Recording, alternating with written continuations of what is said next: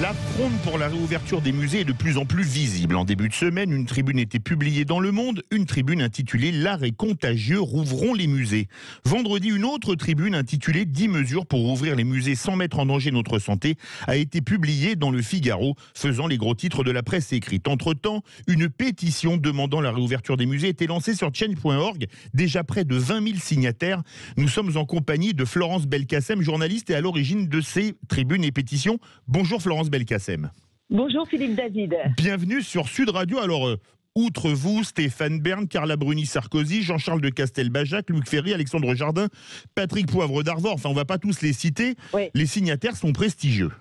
Les signataires sont prestigieux et tout d'abord, j'aimerais vous dire que ces tribunes sont venues de ma fille qui a 18 ans, qui est étudiante en art et qui m'a dit « Maman, je n'en peux plus de voir les musées fermés, d'être privée d'activités culturelles. Il faut rouvrir les musées. » Et de là est partie cette tribune « L'art est contagieux, rouvrons les musées » puisque c'est aussi sur change.org cette pétition.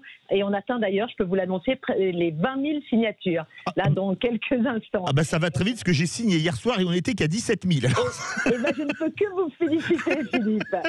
Mais vous savez, je crois que les jeunes aujourd'hui sont en train de vivre un drame énorme. Et on n'imagine pas le drame qu'ils vivent. Parce que les jeunes aujourd'hui, c'est beaucoup plus que des victimes collatérales. Il y a une perte de sens qui est gravissime. Alors vous allez peut-être me dire en quoi aller au musée, ça redonne du sens. Eh bien, voir des œuvres d'art permet de s'évader, de quitter cette réalité covidienne avec son nombre de morts chaque jour, avec son nombre de contaminés chaque jour. Regardez dans la rue, les gens sont masqués. Vous ne voyez plus de sourire. Vous allez dans un musée, des statues peuvent vous sourire, vous pouvez être émerveillé par des visages dans les peintures. Et je crois qu'on ne met pas plus sa vie en danger en allant dans un supermarché que dans un... ou dans un wagon de métro bondé, voilà. Soit dit en passant. Hein.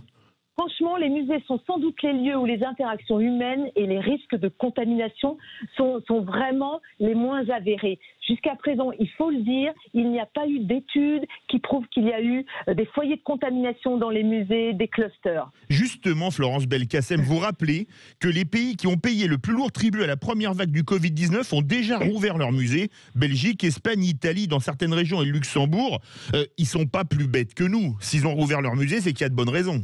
Et oui, ils se sont appuyés sur des études, ils ont des protocoles sanitaires stricts. Aujourd'hui, la Pologne rouvre ses musées, Chypre, la Russie. Pourquoi est-ce que nous... Vous voyez, on est Philippe David, en absurdie. En France, aujourd'hui, les bibliothèques sont ouvertes. Les bibliothèques ouvertes, on touche les livres dans les bibliothèques, on peut se contaminer, mais les musées sont fermés. L'absurdie, c'est aussi que les boutiques des musées peuvent rouvrir.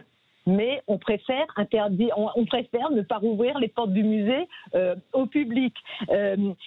Aujourd'hui, certains musées vont exposer leurs œuvres dans des galeries marchandes.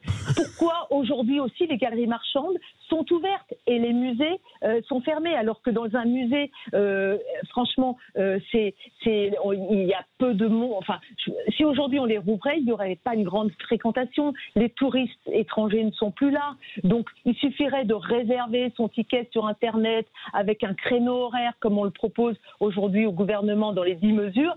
Je pense que ça pourrait régler quand même le problème. Et permettez-moi, pour mettre de l'eau à votre moulin, c'est que quand on constate comment les jauges sont gérées dans les supermarchés, les hypermarchés, où il n'y a pas de ticket d'entrée, ce serait beaucoup plus simple dans les musées, soit dit en passant.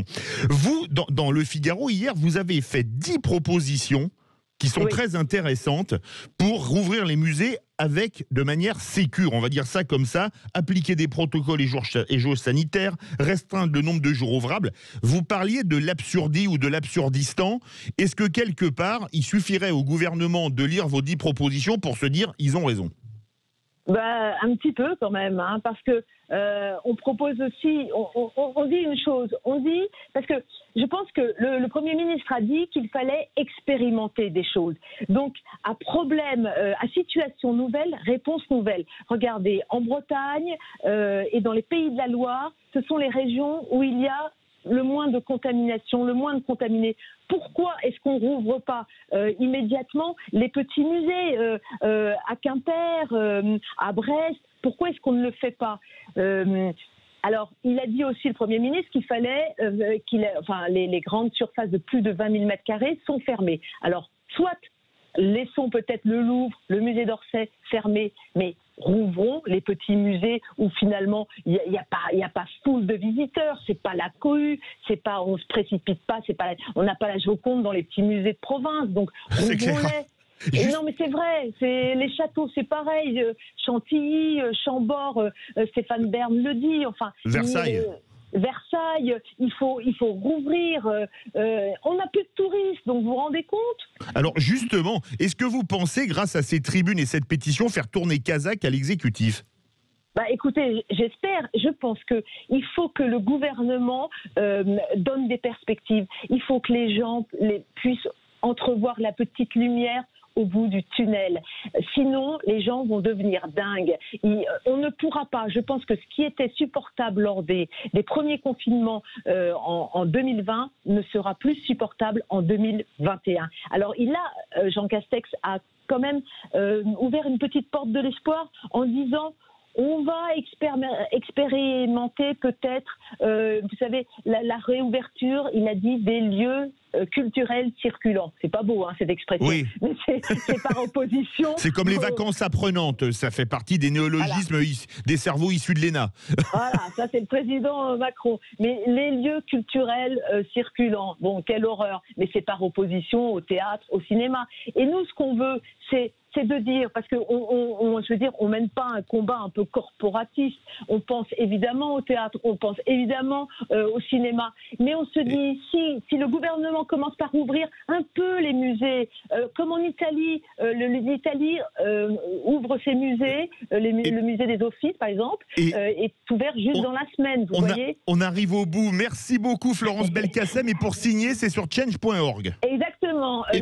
Rouvrons les musées. L'art est contagieux. Voilà, et merci à tous de signer. Merci à vous Florence Belkacem et bravo pour cette initiative. Dans quelques instants, l'info Éco Plus, Goliath prend sa revanche sur David. Mais c'est pas terminé à Wall Street.